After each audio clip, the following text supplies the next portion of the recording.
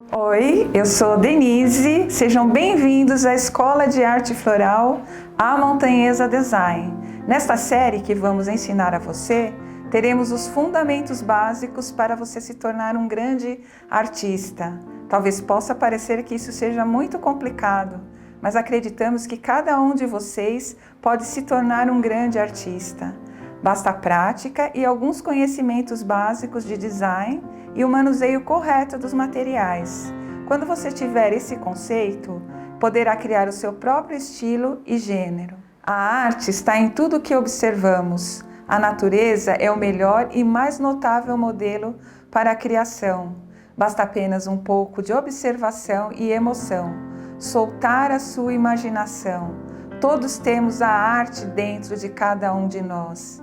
A arte floral é a maneira mais gratificante de expressar as suas emoções, e isso é super poderoso e traz um bem para qualquer pessoa. Se você ainda está pensando que não tem criatividade, pare com isso. A criatividade é algo que todos nascemos com essa capacidade. Nossa caixa de instrumentos serão modelos de arranjos florais que foram criados por nós e que foram utilizados nos mais diversos cenários que criamos ao longo de 20 anos de existência no mercado de design floral.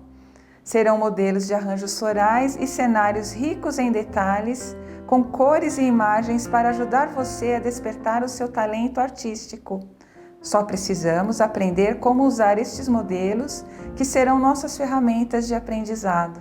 Antes de começar, precisaremos de um plano. O que você está tentando comunicar? A composição que você deseja criar será usada para decorar um centro de mesa? Ou você irá presentear alguém especial? Será um arranjo para uma festa infantil, um batizado, noivado ou mesmo um casamento? Então, dependendo da sua finalidade de aplicação, as formas e estilos a serem adotados deverão estar adequados ao seu objetivo final. Um arranjo floral, além de expressar o seu estilo pessoal, deverá primeiramente estar adequado ao local onde será colocado e à sua finalidade específica. A partir desta definição, você irá criar o seu arranjo floral. Agora, você iniciou o seu aprendizado.